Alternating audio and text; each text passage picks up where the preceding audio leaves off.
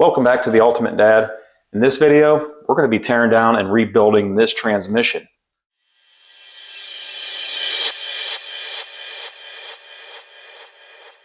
So I haven't really jumped the gun too much on this project. Only thing I've done so far is pull the pan loose, and we took the nose cone off of it. But for now, let's go ahead and start diving into this thing and start getting it broke down to kind of see what we're working with. So for starters, we're just going to start with the basics. We get the nose cone off. We'll get the governor pulled out of here. We're going to get this modulator valve pulled out of here. And then obviously we're going to get the servo pulled out. But let's just start with the simple.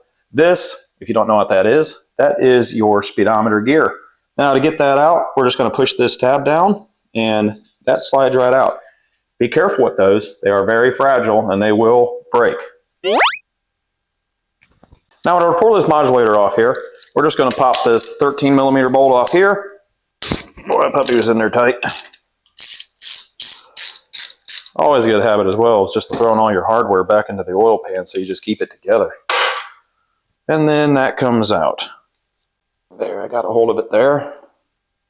And from there, the spool stem can come right out of there. Now on these stems, what we're looking for, scratching, scoring, that'll be able to be reused. All right, from here, we're going to go ahead and pop our governor cover off. Just kind of work around the edges. You don't want to beat the snot out of one side. I'm going to show you a handy little secret. Once you pop your governor cover off, if you look down the middle of that, you can see there's a little nub. And there's an indentation right here. It kind of actually pushes, the nub faces the inside of this. Now also keep in mind that on your governor itself, get you a side shot, you see how there's a nub right at the end of that too. So what this is designed to do is this thing naturally is going to want to walk a little bit back and forth because this is helical gears. So if you find that you have excessive play in this, once you put this cover back on, before you put your tail shaft back on, you can rock that back and forth, and you can actually take a little punch and dent that little dimple in just a little further, and that'll ride on that nub, and that'll make up your play. All right, but once that's out, it's as simple as pulling. It's a helical, so you are going to have to twist it. And we're also looking for any signs of grooving, scoring. If you wanted to make this a full manual automatic transmission, where you would have to shift it, it's not going to do it on its own, you can do that with this governor. Now there's other mods you got to do, but this is pretty much controls that. Inside of this, so it's governor, so this is spring-loaded weights. As it spins faster, it shoots out. You can actually go as far as to opening these little butterflies open all the way and just kind of spot tacking these things with like a TIG welder, and you're basically just going to weld them in the open position. Now there's also a little tab on each side, and you're going to want to make sure that you TIG weld that to the outer weight as well. That will give you full manual first, second, third shifting capability.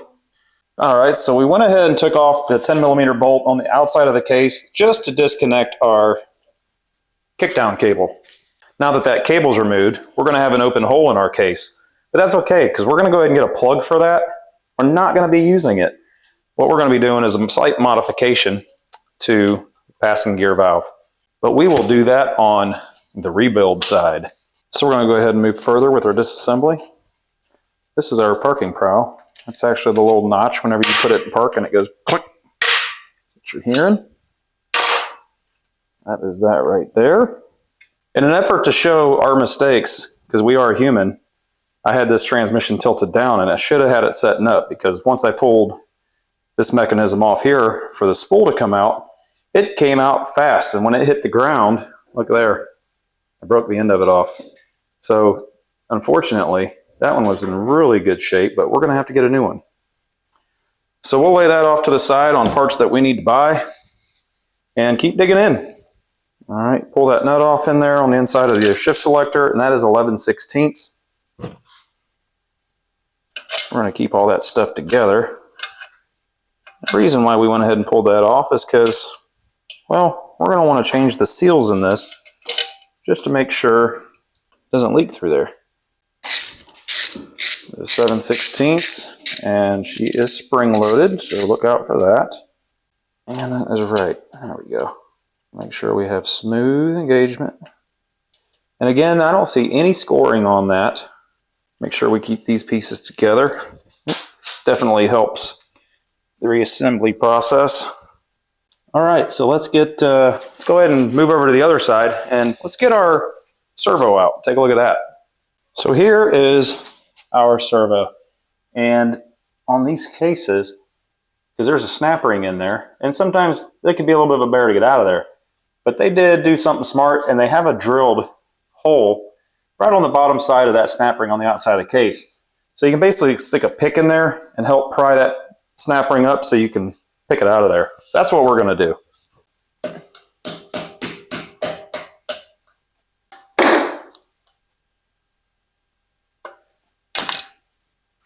Comes right out.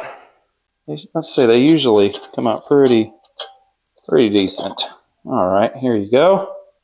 This has the orange spring. And one of the tricks that we're going to do is actually going to leave this spring out. This basically helps aid into a softer second gear shift. And since this is kind of more race orientated, we are going to want this thing to kind of jam into second gear a little hard. So we're going to leave this out. Now the nice thing about this is even if you're going to build one of these for just a regular cruiser car, you can leave this out. If you want a nice firm shift just in your regular everyday classic car, you can actually take this out, see what it does, and if you don't like it, you can put it back in without having to dismantle the entire transmission. Here we're going to look at our standard single seal. Sometimes if that spring breaks, which those springs can break, what happens is the broken pieces jar around in this bore and they chew it to pieces. And if that's the case, you might as well just pretty much replace your entire transmission housing. But we don't really have that going on. All right, let's go ahead and get this valve body apart.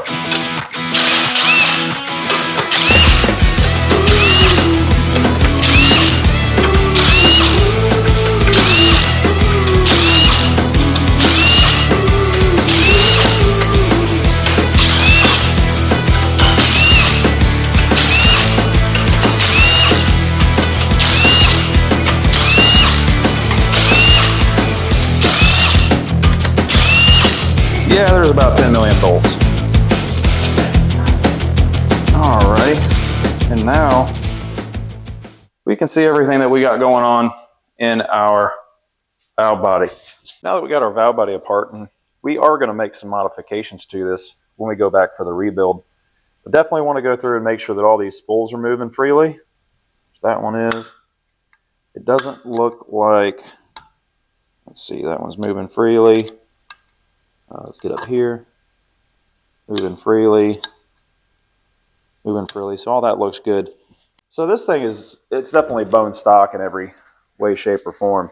Now I went ahead and pulled the little retaining clip on this valve, and just my research is that these things naturally collect a tremendous amount of trash. Looks good in there. Of course, that's going to get a new seal. Oh, the spring is just stuck in the muck. I don't know if you can see that in there, but a lot of junk. Let's do a scrape here at the bottom. You can see just the amount of junk that's down in there, but that's okay. It's all going to get cleaned out, resealed. But the valve body looks good. So we're going to go back to our plate, and you can see that hole, those are completely stock. So this thing wasn't even drilled out for more supply pressure, but in good condition overall. And the back gasket came apart easy, so no evidence of water. All right, you're going to have, let's see, you should have 4 check balls in here. Here's a check ball here. Let's see, so there's number 1, there's number 2, there's number 3, and here's number 4. Now there's going to be a couple of those we're going to leave out on our little performance tips that we're going to do. But we don't want to lose parts, so we're going to go ahead and pop that out, pop that out. We're going to throw those in our pan. go ahead and pull our check balls out. As soon as we flip this over, those are going to be gone. And folks, I got to be honest with you, I've made several transmission repairs down along the line, but I've never really gotten into this deep in one. And so, in a way, we're going to be learning a lot of this together.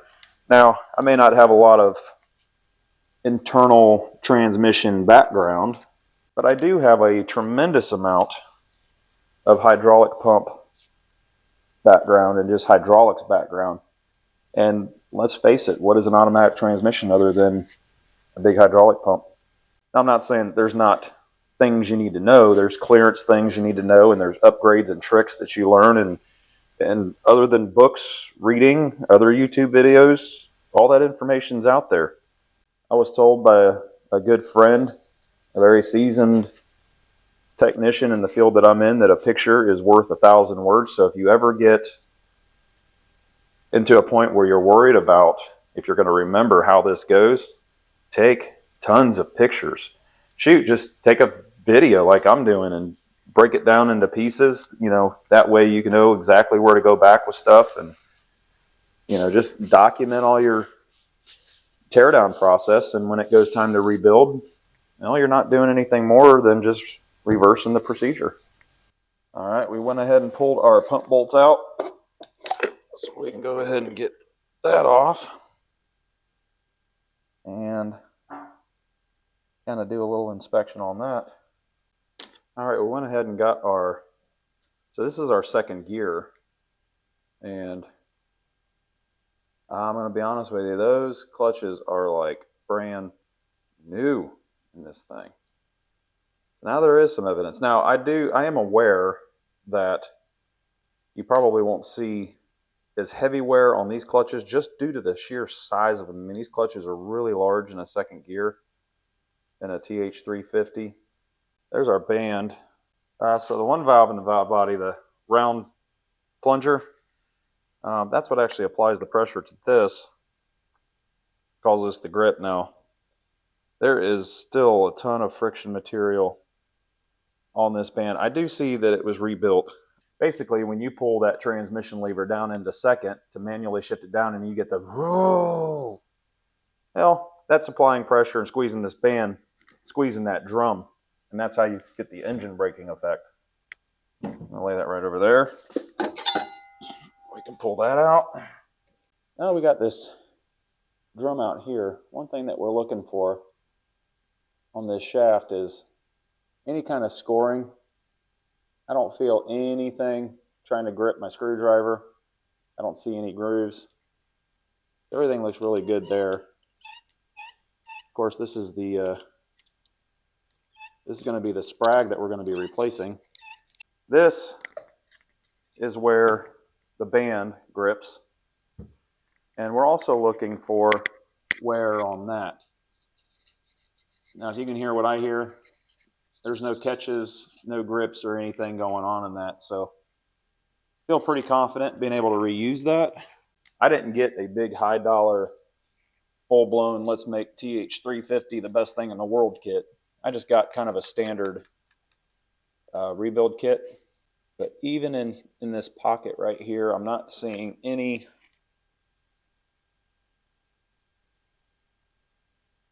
no gouging or scoring, which is good. So far, appears to be in pretty good condition.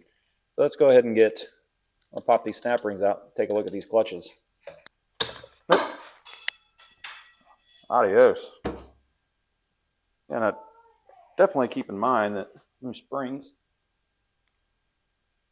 don't have a tremendous amount of tension on them, but they can take an eye out. Not really.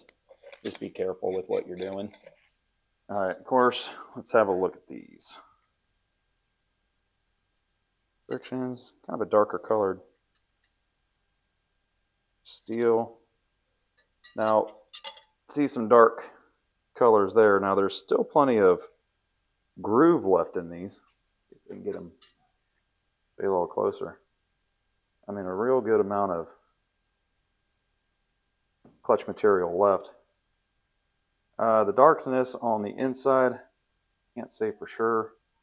if that is actually a direct cause of heat. I would assume so. Yeah, it definitely is. You can see on our steels here, there's a little bit of bluing there, so definitely some heat transfer through these. Now I do suspect the further you get away from where the first clutch gets applied, you probably see less of that. And yeah, a lot of the bluing starts to go away the closer you get to this here. So definitely some heat. Pull that out. And then here we have, let's go ahead and pop the ring out of this. At least get a look, see how our clutches look in here. Because this is not the most part that everybody's the most curious about. This is the lottery side. I'll keep that little snap ring. And yeah, there's some heat. You can see a little bit of bluing on that. But again, we have really good, no, hang on a second. So there's some wear. There is some wear. That's looking good. Now look, probably going to be more of an audible thing. You can hear on that side, there's still quite a bit of meat left, but on this inside, listen,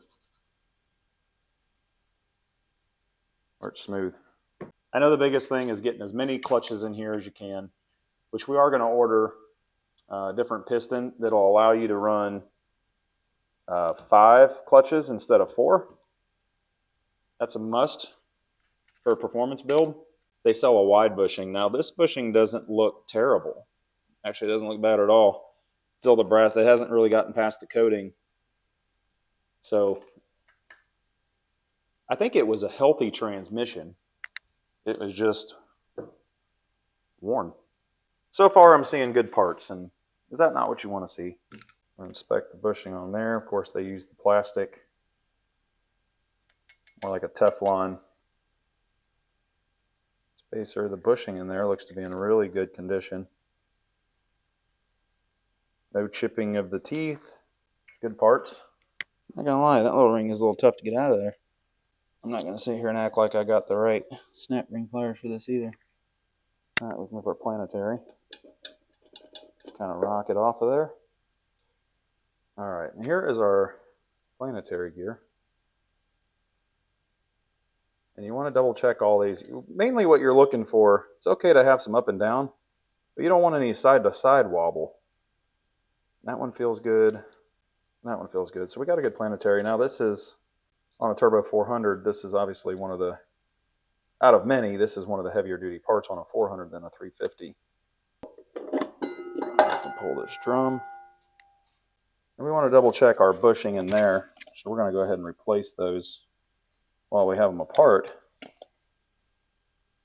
But the gear and the drum itself looks good. I don't see any corners flared out, any divots, and I'm also looking for wear down here where that retaining ring holds that gear on there, because sometimes it can eat down into that shell. I'm not seeing any of that happening, so then we can actually start getting an idea of what kind of shape our case is in. And so far I'm seeing pretty good signs. So there we go. Pop that off.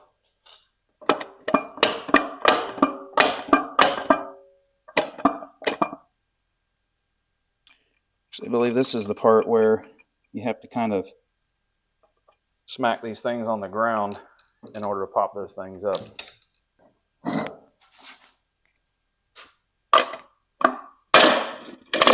That's exactly what needed to happen. Now with that up, we can pop that out. And of course has frictions in it as well. And we want to be mindful of these roller bearings down in there, which we'll also be replacing. The bushings down in there as well. And don't forget your anti-clunk spring. This is when you're going from park and reverse and neutral and all that, and you hear the shift, shift, shift. Well, without this, all this will jolt and it actually make it sound like you got a bad U-joint. So don't forget where this goes, because this is specific to where that orientates in there. One nice thing is that our case looks in really good condition. So since we are waiting on the special tool needed to get that direct drive out of the bottom of that case, we can still move forward with a few pieces here and there. Now I did preemptively, before I even tore this apart, went ahead and ordered a hardened race. And this is a directional one. See, you can see it spins that way, but it will not spin the opposite way. So we went ahead and swapped it. There's what the old one looks like. And by doing this, all you have to do is you have to pop this clip right here. Here's the end, here's an end. You can get into these little windows and actually pry that out. It's pretty easy to do. And then from there, you can kind of get a screwdriver, a little pick on each side, and walk that race up and put some lubrication down in there and stuck the new one down in there. Make sure you have free movement, which we do. And make sure it does not go backwards, which it does not. And then you can put this retainer back on and then put your snap ring right back in place. So I'm going to get you in here as best as I can. I don't have a camera really to go straight down, and since I'm building this on a stand and not on a table, the angles might be a little bit odd. But now I went ahead and did this off camera because I'm not going to lie, it was a bear to get this little snap ring off. And you are not going to do that on one of these TH350s without this tool right here. That right there. But now that we have that out, we can go ahead and remove that. All right, a few days have went by because we've been waiting on parts and still just doing things to get this transmission prepped. Now we have had this case soaking in that bucket of cleaner, and we just pressure washed this case to get it cleaned out. It looks pretty good. There's still a little bit of old paint stuck on it, but we're going to repaint it anyway just to make it look good. So we are finally ready for our reassembly process, and I know the teardown process really wasn't that thorough, but I think everybody can kind of figure out how to take piece by piece and get it all apart. Reassembly, on the other hand, that's a different story. We are going to start on this case now. Now that she's clean, the first thing that we're going to do is this hole right here. We're going to tap this hole and we're going to plug it. That'll make our pump a dual feed. All right, now that we have that hole right here drilled and tapped, well, we didn't have to drill it. Basically just tapped it. But see, this is a feed hole, or basically like a suction line. This is like a suction area here. So it's the first hole that is not threaded next to the threaded pump case.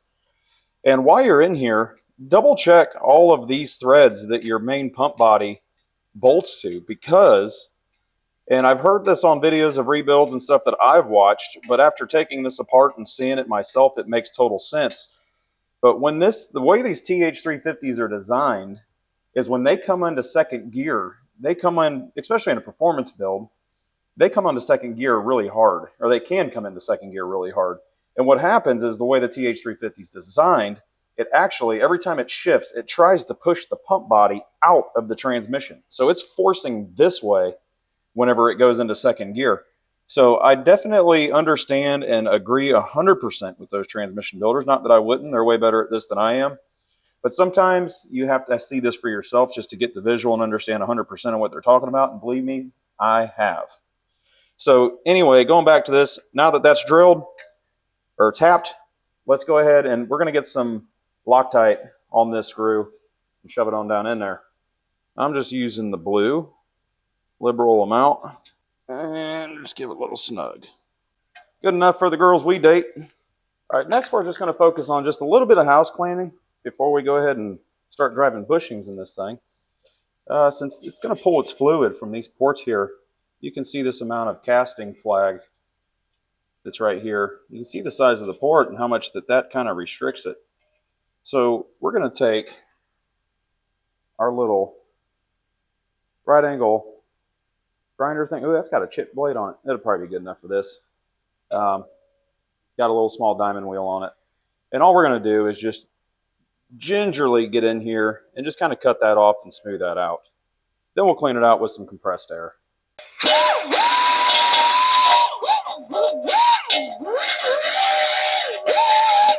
Okay, and as you can see now that we cleaned it out, that ridge is gone, and it has a lot more open fluid passage. So let's start blowing this thing out with compressed air. We're going to start prepping to get bushings.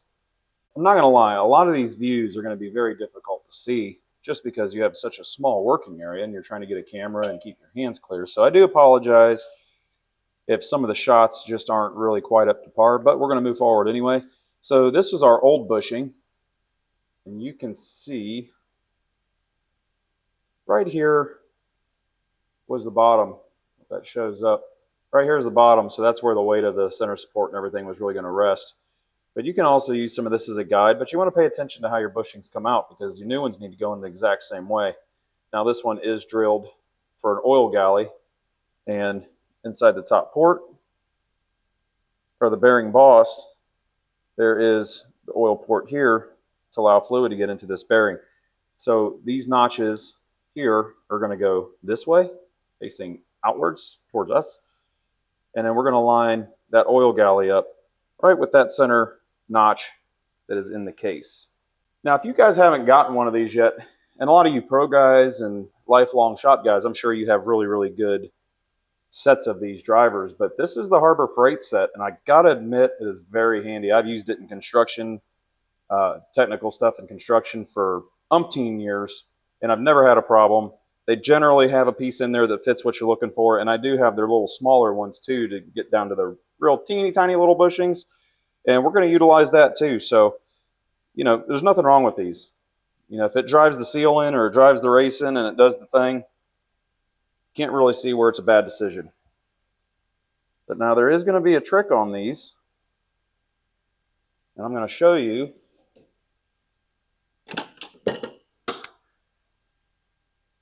With that in there, we're going to use a little longer driver here.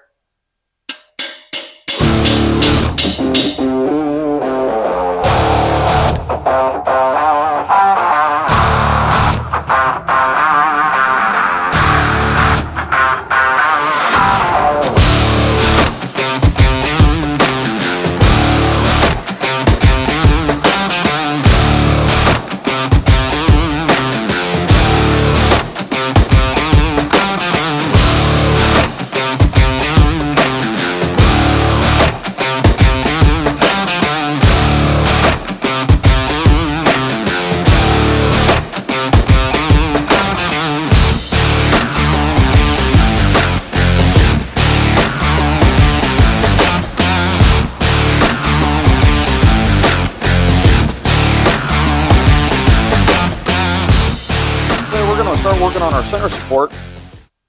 We've already inspected our planetaries and everything feels great, looks fantastic on there, and we went ahead and drove out our old bushing. So let's go ahead and pound in our new one. We're going to use this slightly oversized. Actually, this one fits it just perfect. Make sure that we're going in straight. Looks good. Solid thump. And she is there. We're going to put just a scotch of assembly lube on this bearing. Doesn't take much.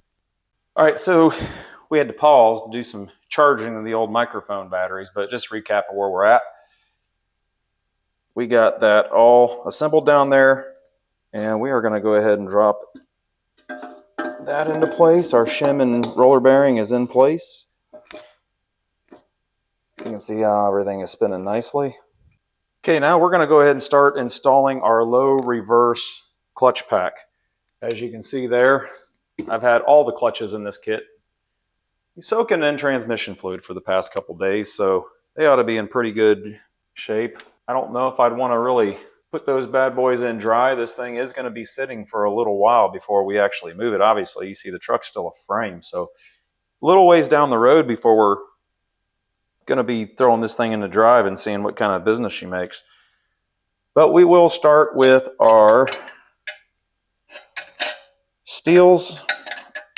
They do only go one way. We'll start with a seal, and then we're going to start with a clutch.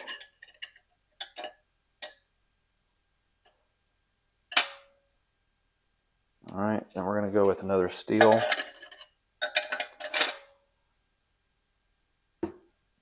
And we're going to go with another clutch. Basically, you're just going to do this until you don't have any more.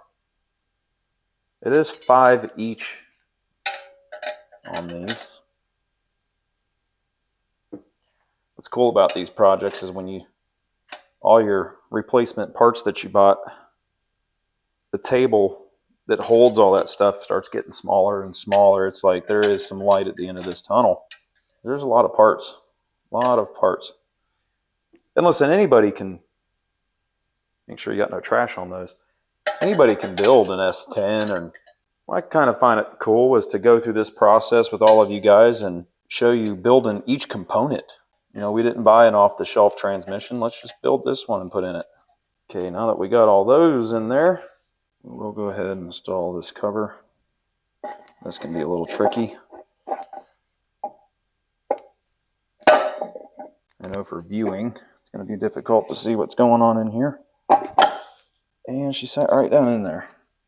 So now that we have our low reverse pack in, we're going to go ahead and reinstall our anti-clunk spring. And I know this can be difficult to see, but this thing has a curve right here. And there's a curve in the case, and it just follows that. Now that our clunk spring's back in, we can put our top plate back in. All right, and again, make sure that these are orientated the right way to get these to seat down in there. The elongated notch, I guess you'd call it, on the side, it has to be lined up. Okay, so now that our snap ring is done, we're going to go ahead and install our plastic washer now. It is a new one, even though it looks a little dark. Actually, same color as the old one. So be careful getting those mixed up. Now we can go ahead and get our shell. We've already inspected that. As you can see, we've already installed a new bushing there, got those oiled up. We don't want any problems with that. Everything's lubricated, so we'll go ahead and stick this down in there. All right. Spinning free, no play. That's what we're looking for. Okay, now that we got that in, we can go ahead with our second planet. And just kind of give that a little twist, and she will land right in there. One thing we want to make sure, though, is we do have the end plate feels pretty good so far. We want to make sure that that seats down enough to where we can get our snap ring on there.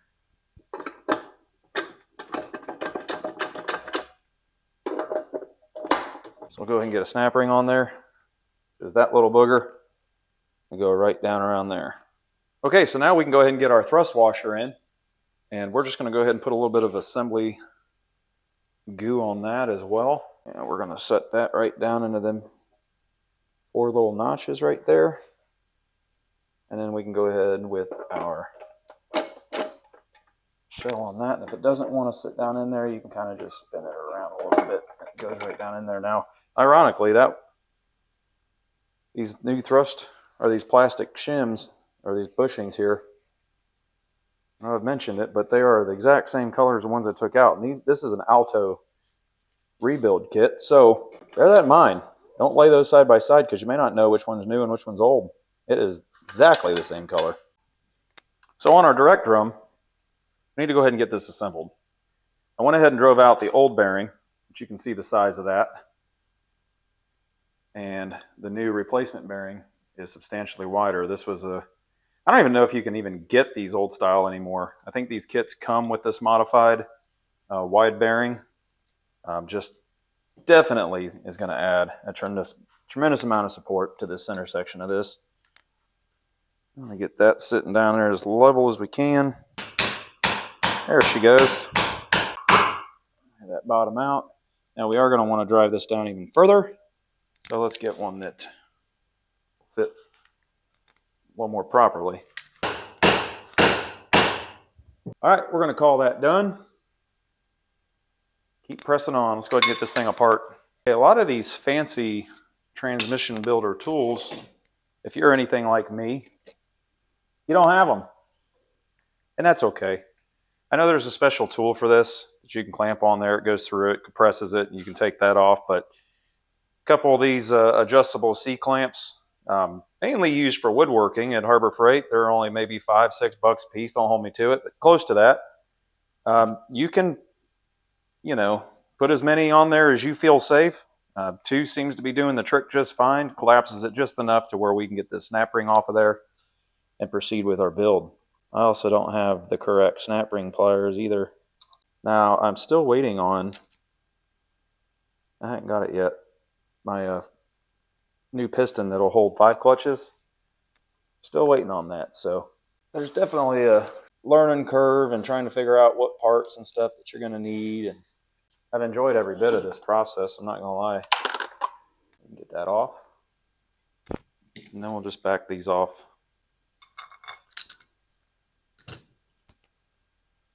So we do have our hardened sprag on here already, and I did go ahead and I replaced the one-way roller clutch. And here is our direct piston. I do see a little bit of seal. I know that's probably not going to show up. I wish you could see that clearly. But this lip seal that goes all the way around here, I don't know if it shows up too clear, but you can actually see where it's pushed down right here, and it was starting to come out. So if this transmission wasn't giving problems yet, it was on its way. Between the amount of heat that the frictions had and just little things like that. But yeah, even though it was a Craigslist buy at the time, or marketplace, I don't remember where I got it from. I was told, the old thing. Yeah, it was just rebuilt, never ran since rebuild. I'm like, well, I don't believe that, but I need a transmission, so. All right, there's that one. Let's go ahead and get this one apart and see if we can replace the seals in that one as well. All right, so on our input drum, I was able to use the same clamps as I did the direct drum to removing, and to apply enough tension to that to be able to remove the snap ring. Although these clamps didn't recess quite far enough to actually make it to the spring pack there. So I had to get a little creative, and I had to put a piece of just angle iron on the back, and I had to use a couple sockets as shims. But once I did that, it pulled it right off of there. Now, once we pull our piston out, we're going to go ahead and we're going to replace this lip seal ring as well as this lip seal ring. Now, I missed some footage, so I already thought I was recording. I already replaced this one, but always keep in mind that the lip goes outwards. So that way when the fluid pushes on this side, it actually makes it through the back side of the lip seal. Because it'll be a bad day if you put that all together the wrong way. So let's go ahead and get our new inner seal popped in here. Man, it always feels good when you start getting rid of rebuild parts and components start going in and your workbench starts opening up. Definitely a sense of accomplishment there. All right, we're going to put some assembly lube down in here, and we're going to gingerly get this piston set back in there, and we're going to use a feeler gauge. I think that's going to be our best bet to making sure that we get that seal pushed down all the way. If you tear it and go the wrong way, and again, I'm not wondering if that's what happened to the last builder. The reason why that other seal that I showed you was kind of slightly popping out. I got a feeling I know the reason why. Gonna put the assembly lube on it. You guys haven't realized by now, I'm not a big transmission builder. Just a normal dad. Wants to have a little play toy, but hey, don't we all have a budget? With a little knowledge, a little researching, goes a long way. Can we do this ourselves? All right, that's sitting down in there. You're not going to want to get the smallest feeler gauge that you got, but you don't want the thickest either. You want something that kind of is a little bit pliable, but you don't want to be able to cut the seal either. I'm feeling like, what size is that? 15 thousandths. Feels like a good number. All right, the idea here, well, come on in here, get a little closer. The idea here is to pop this seal to make sure that it is going downwards.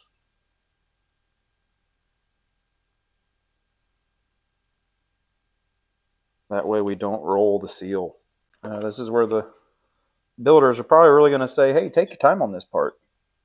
Okay, 15 thousandths. We might need something a little bit thinner. We went around that nice and smooth. Double check our inner one.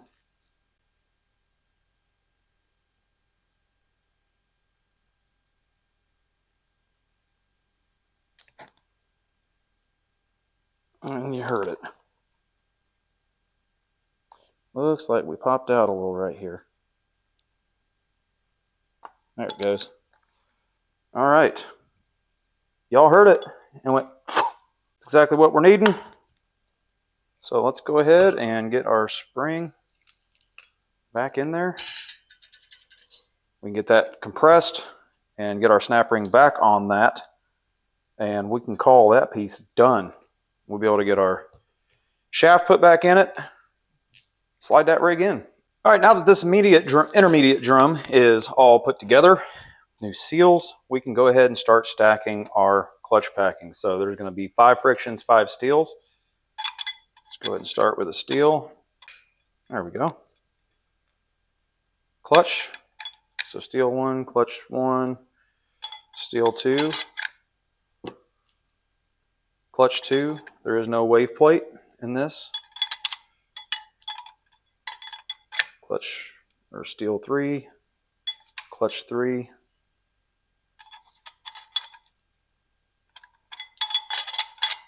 steel 4, clutch 4, steel 5.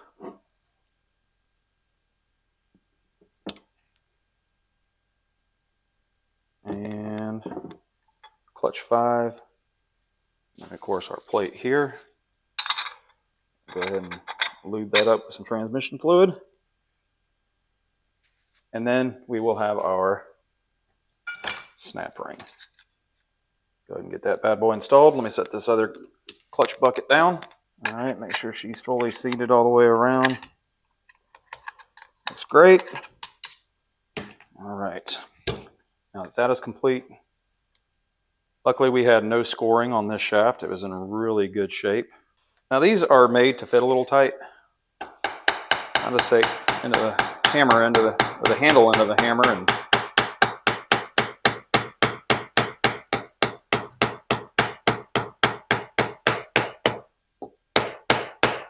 she is in.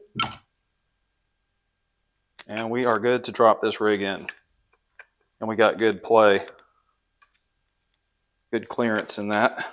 All right, now that our clutch pack and our immediate drum is all together, we can go ahead and slap this bad boy back down in there. And you will have to shake them around a little bit to get them all to sit down in there, which basically we're just aligning all the clutch discs. Make sure that they're aligned. We were all aligned but one. Let's see if we can't shove that over ourselves. But hey, anytime you're in the shop, it's a good day. All right, there she is. All right, good movement. It's exactly what we're looking for. Moving on. All right, well, while you're at it, actually, before you move forward, we cannot forget to install that little roller bearing. That will be needed. Now onto our direct drum. We've already got our new bushing in there. I am still waiting on my new piston that holds 5 clutches. Now I can have that one machined here, and I plan on doing that. Don't throw it away. But we can go ahead and get our seal here swapped out. We can go ahead and get that swapped. Okay, so that's good to go. We're going to keep our seals over there, or our clutch plates. We're going to keep those in the fluid. Just let those continue to marinate. Let's go ahead and get our seals over here for our new one. Even though we're not going to use this, still won't be a bad idea to have it all ready to go.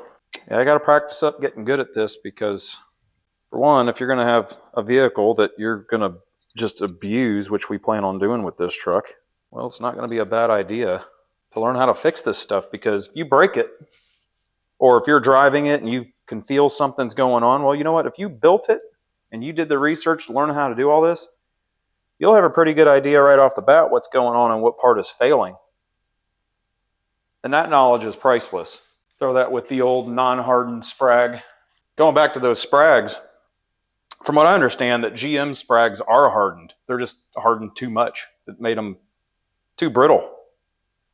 So less hardened is better? I don't know.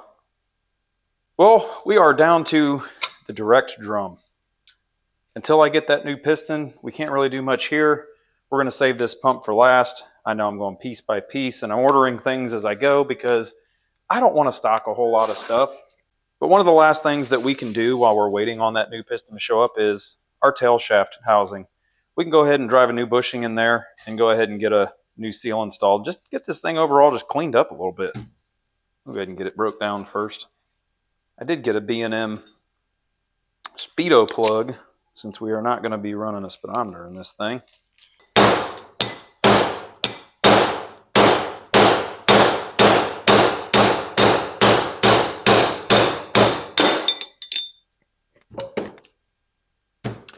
Bushing's out. Now we're just going to clean this thing up. Now that our tail shaft housing is cleaned up, this is your lube hole. This is what's going to supply the oil to this bushing. So you want to make sure that you clock. Let's see that groove? The end of that groove, we want to clock that so it's right at the 6 o'clock position with that feed hole.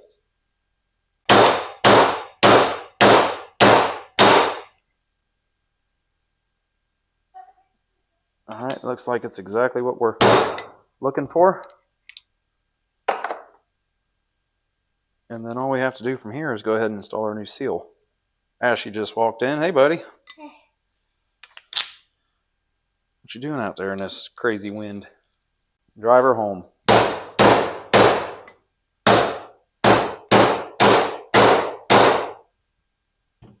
And new tail shaft seal is installed. Only thing that we have left is this, which I'm going to put a little bit of assembly lube. Not much.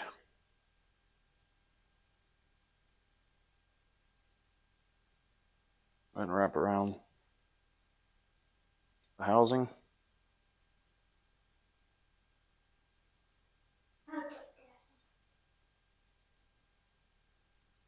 And it is ready to be installed. There you have it. Tail shaft bushing, seal, Speedo block off plug, and our case seal. So that's assembled. We can stick that off to the side. But hey, it's one more thing done that we don't have to come back after later. We'll take it. Well, while we are waiting, again, for that 5 friction disc, let's go ahead and take this pump apart and have a little gander of what might be going on inside of this. I'm going to let that fall. Look at that. There's like a... How did that get in there? It's like a beetle cocoon. Not exactly sure how that gets into it. It didn't exactly just fall off and land in it. Go ahead and clean it up. I don't see anything out of the ordinary. Went ahead and took our gear out so we could look at our pump pocket. And luckily, you can hear that, there is no scoring whatsoever in the pump pocket. So that's a wonderful sign. That means that we can continue to use that. Let's look a little deeper into it. Now these gear sets are replaceable. There you have it. We're going to make sure that that goes down, but it's going to be hard to mess up because there is an indicating arrow right here. So that's going to tell you that that's going to be the top. But our pump pocket looks really, really good.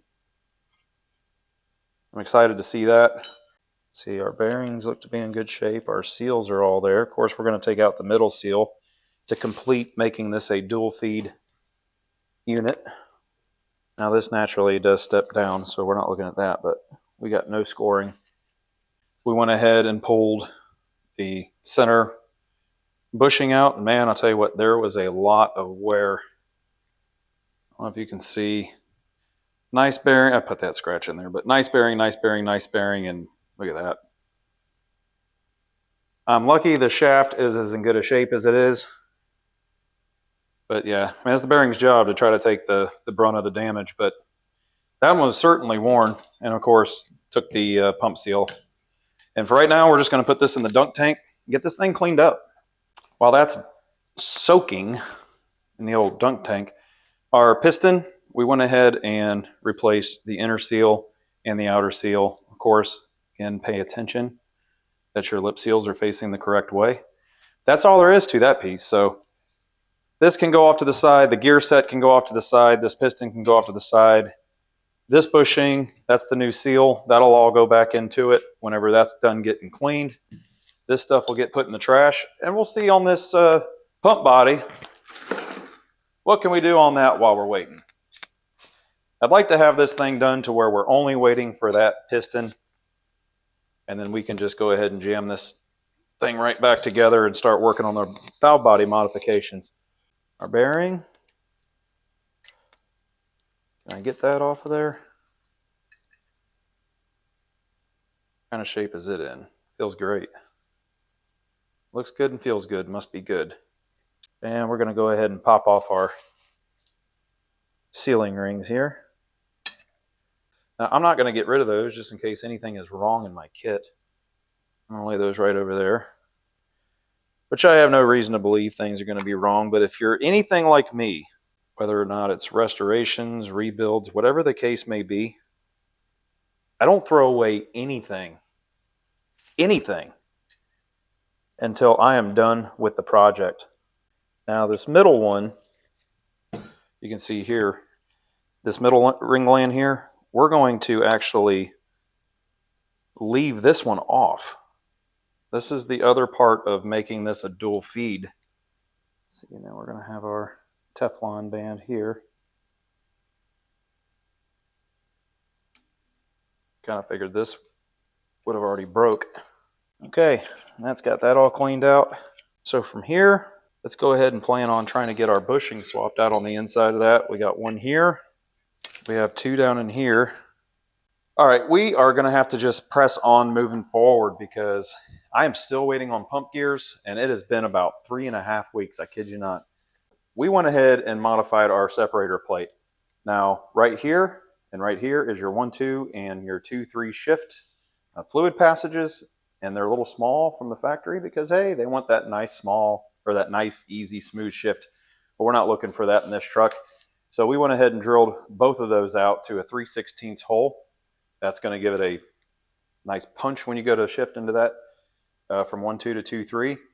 And you can buy this as a shift kit package, but you know, why buy it whenever you can make it for nothing? And so now that our separator plate is complete, we're going to go ahead and pull this off, go ahead and get our accumulator seal put on there for our band. And we'll install the 2 check valves that we're going to use and start moving forward.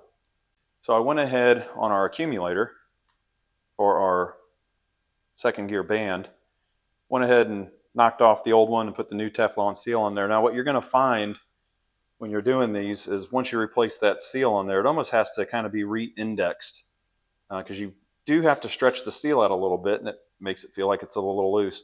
But when I put the shaft back in here, you can kind of just roll that into place and it'll seat right down in there. So be careful when installing that because you can mess that new seal up.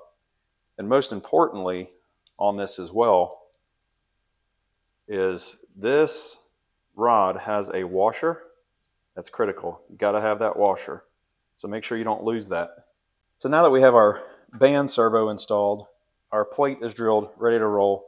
We went ahead and we reinstalled 2 of the 4 check valves. Now normally there's 4 check valves in a Turbo 350. One's going to be here, one's going to be here, one's going to be here, one's going to be here.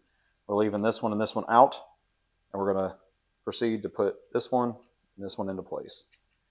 Now we can go ahead and go in with our plate. Now before we install our valve body, and I keep in mind that I did pull all these valves out, if you look right here, there's a pin in each one of those holes, and you can actually push in the cap on the back, flip this upside down, push that cap in. That pin will fall out, and that'll release the spool so you can pull everything out and clean it.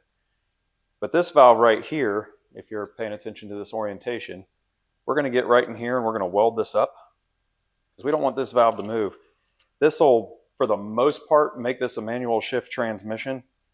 Basically, when you weld this up, what's going to happen is you're going to be able to pull it down into first, and you'll be able to shift first, second, and then into third gear without it wanting to shift out on its own.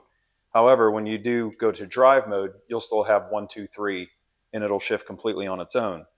Now, if you want to have a full manual shift Turbo 350, you will weld this up, and you'll also do the modification to the governor that I'm going to show you. I'm not certain that I'm going to do the governor modification right now, only because I'm just going to do this and see what see if I like it, if it's doing what I need it to do. If I want it to be a full manual shift, at least the governor, you don't have to rip the whole transmission down to get that out and make that modification. So we can always do that at a later time. But for right now, we're going to get to welding that together.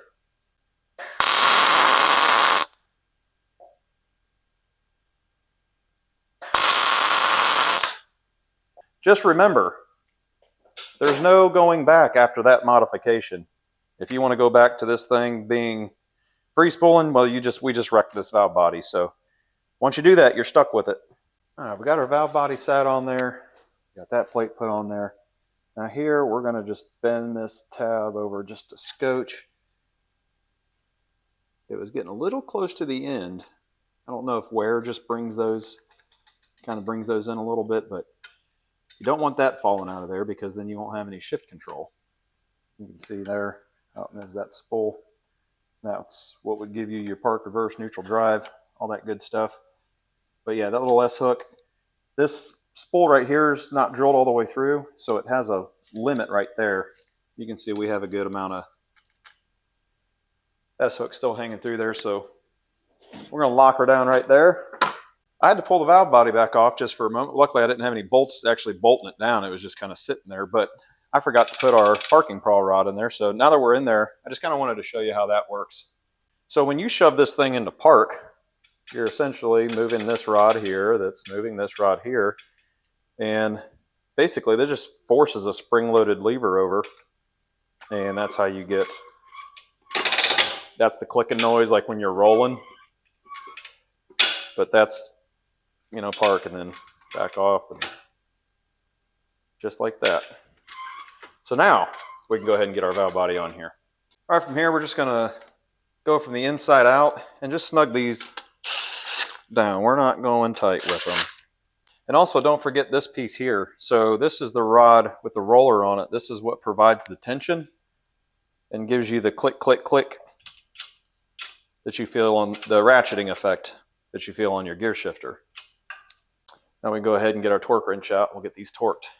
All right, got everything assembled. Everything's looking great. Let's go ahead and just get these things torqued. I did pull the spec for them, and these things are calling for 100 inch-pounds.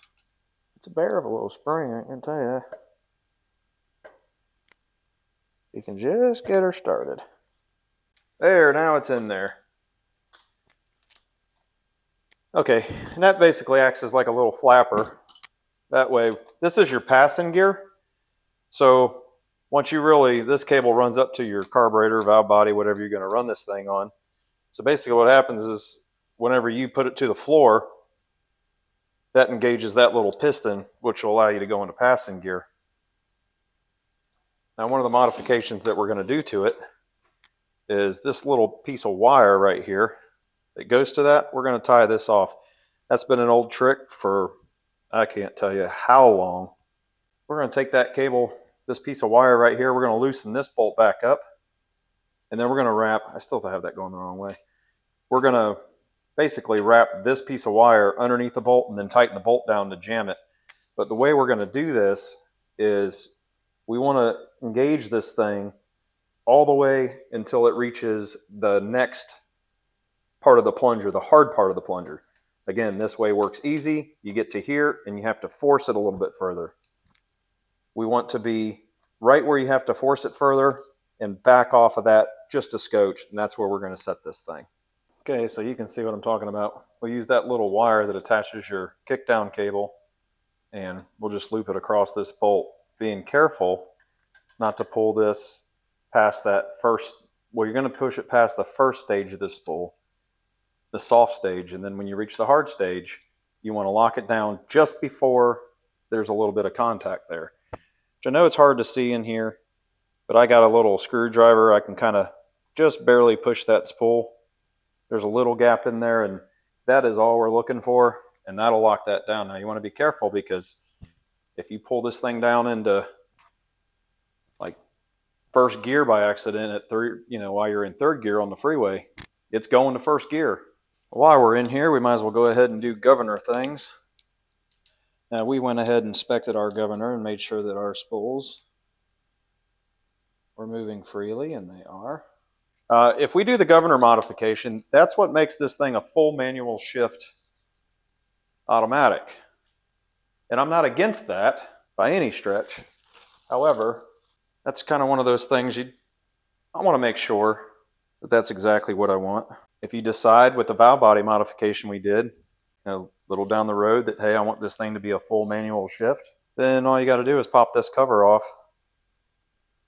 pull that governor out, do the modification to it, and bam, just like that. You don't have to drop the pan. You don't have to pull the valve body. New seal on our governor cover. We are going to paint this trans.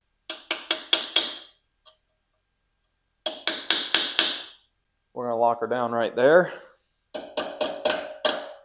You're going to just take your time and work around the edges on those. You don't have to just go wailing on it. Definitely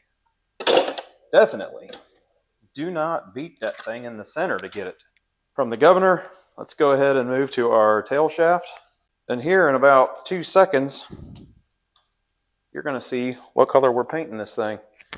Now, I am going to put the Speedo drive gear back on, even though I do not intend on running a speedometer cable on this truck. Boy, that one's wore out. See how loose? Usually kind of have to drive those on there. What do you think of that? Again, I have a kid obsessed with Dukes of Hazzard and the General Lee. It's the little concessions, you know? Gets them involved. Something's part of this truck that they're into. Still have it the wrong way. I ain't thinking clearly. Okay, go and get our bolts in there. Yes, secret's exposed. It's going to be orange. I didn't mind. They're really into the General Lee, and we happen to have a can of orange around here. I think I might have some number stickers too. We can put an 01 on the side of this thing. Now, definitely went with the metal screen gasket. These things, or filter. They're cleanable. They do a really good job. They don't collapse under heat. Get this thing lined up right there. And yes, we're using a quart gasket.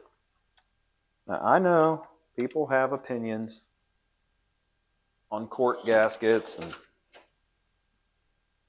truth be told, you torque it the right way, and then you follow up torque it after a few heat cycles, which we'll forget about, then you can actually get them to seal up just fine. Now, torque on that is critical. And what I mean critical, just snug it down. Use some sense. Don't try to give it the beans until you feel the threads start stripping, and then that's when you call it good.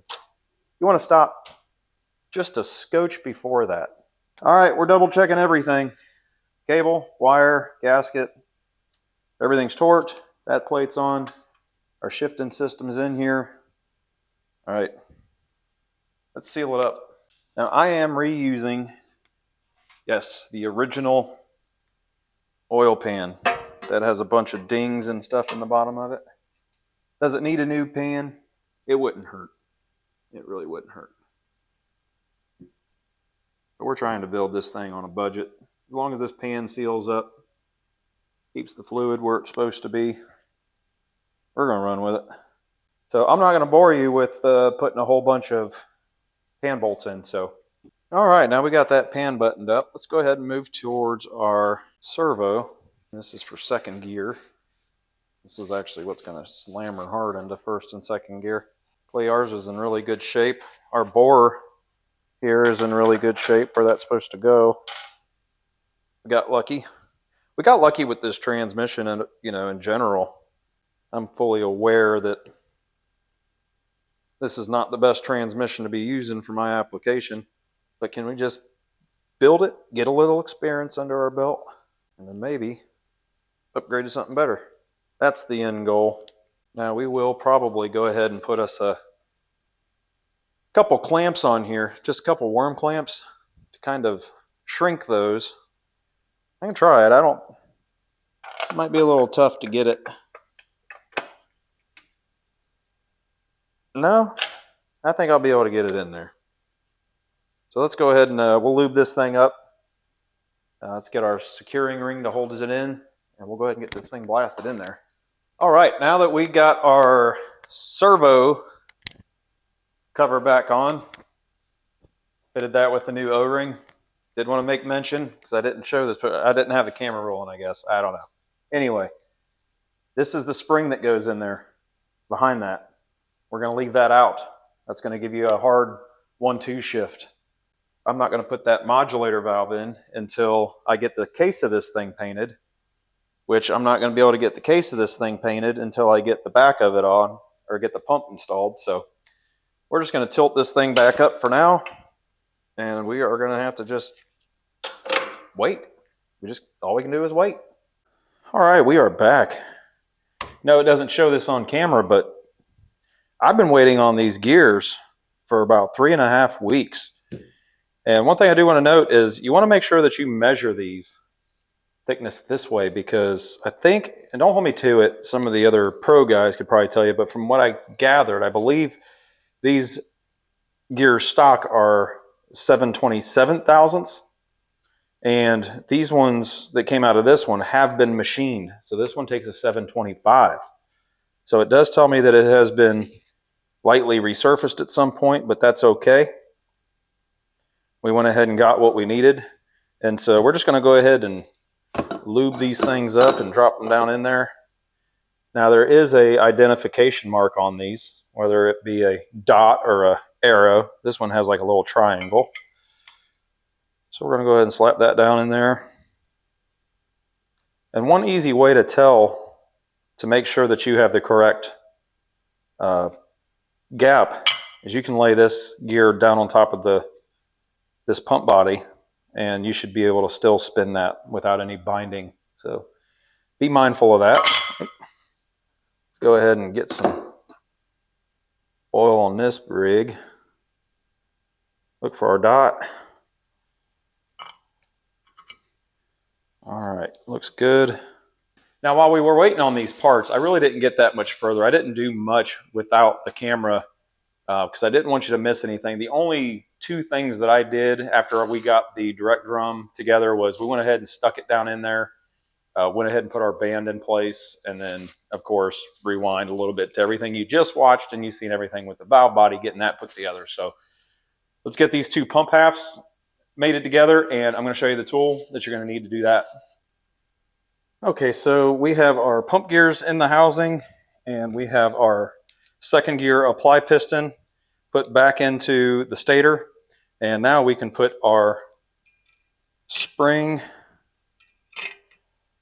retainer. Luckily, these springs are fixed to this retainer plate, so that sure makes it a whole lot easier.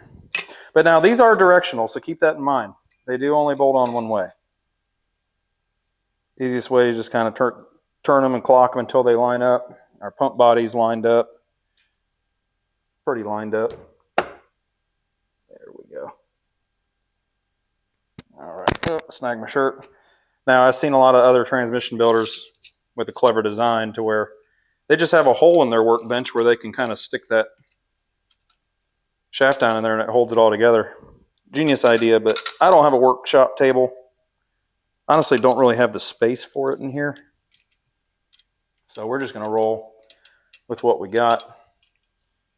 And we're just going to bring these up. Now, we're not going to tighten these just yet because we're going to need to get our pump alignment tool out. We just kind of want to snug these up, keep this thing from falling apart.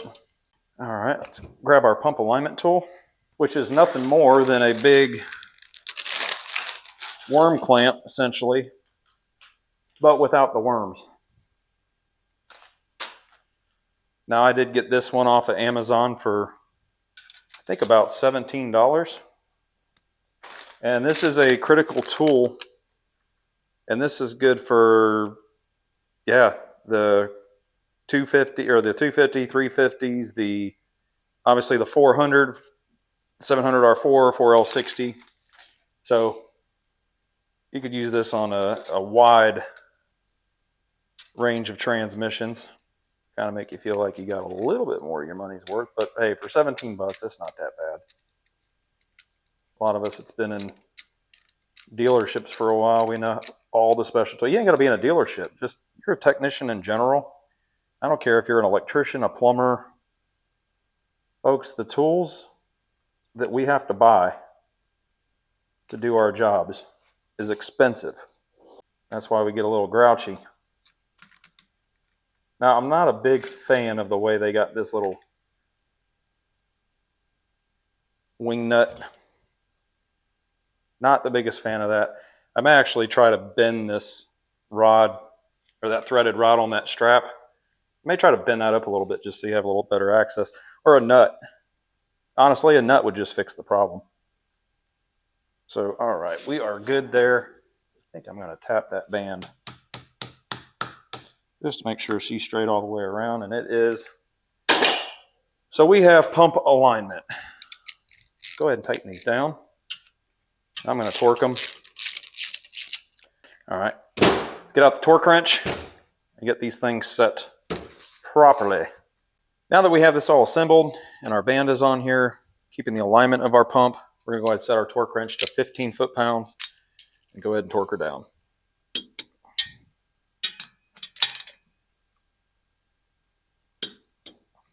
All right, so now when we get to our sealing rings, on this particular model, this is a Torrington roller bearing style Turbo 350. So we put that right back in place. This one did not need any shims. When I did a preliminary check, we were right at 17 thousandths, so that is good. That's what we're looking for. Then we have our Teflon ring. Then we have our first sealing ring that's right next to the Teflon ring.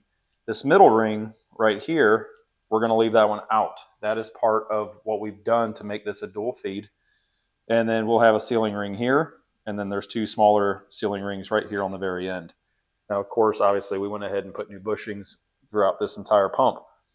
So we're going to go ahead and clean up this surface. I noticed I missed a little spot of gasket, so we're going to blast that off real quick and go ahead and get our clutches, our second gear clutches put in here and start this final assembly.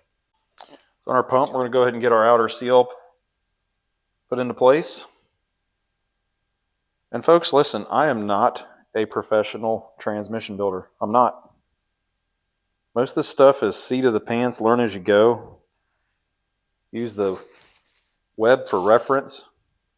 And is there a highly probable chance that you could make a mistake, or I could make a mistake on this one? 100%. But that's okay, because this is part of learning. You learn from your mistakes. The point of this is to take your time, inspect everything, replace what's damaged, replace what's worn, and then go from there. It's all going to depend on what you're trying to build. I understand if you're looking for a higher performance rig than this. Whenever they say, how much horsepower is that designed to hold? I couldn't tell you. This thing is probably, it's not going to live if we really just beat on it with the amount of power that this truck's going to be putting down. So we're not going to try to kill it. We want it to live. I'm going to put a little bit of assembly lube just on this outer seal here. All right, let's move over here to this transmission and put these clutches in here. All right, we've inspected everything again. Everything's moving. Our band is in place. We have movement. Everything looks good. It's rolling one way, not the other way. There's going to be a little bit of resistance on there just because we do have a brand new band. And that's okay. And everything looks good. So we're going to go ahead with our, I guess they would call this the pressure plate. So in your clutch pack, This is going to be the thickest plate out of the group. And this is going to go beveled edge down. And then we will go with the disc. These things have been soaking the entire time I've been waiting on parts, so. All right, we'll go with the steel. We will go with the clutch. Go with another steel. Come on, I'll sit down in there. Go with another clutch. And then we are going to go with another steel. And then we are going to go with our wavy. And you do want to put the wavy in your second gear. Otherwise, you will probably chirp the tires going into second gear on an idle. Now we have our gasket in place. Don't forget your gasket. Basically, all we're going to do on this shaft here, we're going to use a pair of vice grips, and that's going to help us support this until we get her set down into place. Make sure our torque and bearings up, seals, everything looks good, nothing's hanging out or snagging, and we can set her right down on in there. Now I tapped it down just a little bit with a rubber mallet, just enough to get a couple pump bolts started, and from there we can kind of go ahead and set her down the rest of the way. Just kind of working around it.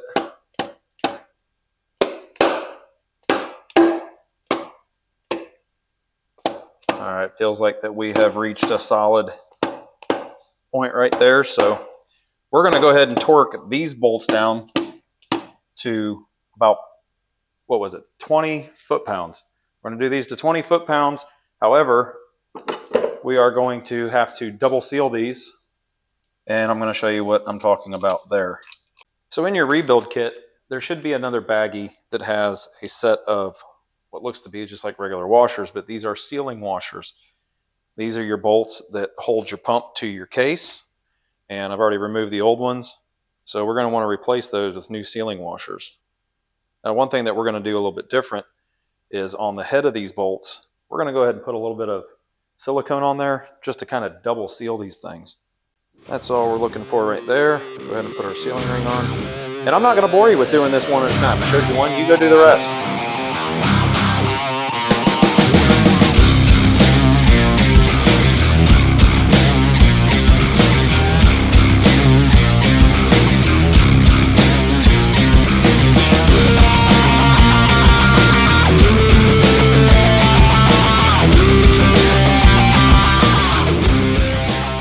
We have finally wrapped up this Turbo 350 build, and I want to thank you for following along and watching. I tried to be as thorough as possible in a reasonable amount of time video to document the teardown, the inspection, and the rebuilding process with the performance upgrades that we've done, and tried to explain the reason why we've done those. So she's painted and she is ready to get slapped to that engine and sat into that truck. So I want to thank you for following along again. And what was my total cost to do this since it was DIY? About $700, and that was with the price of the transmission included. So thank you for watching, and please remember to like and subscribe.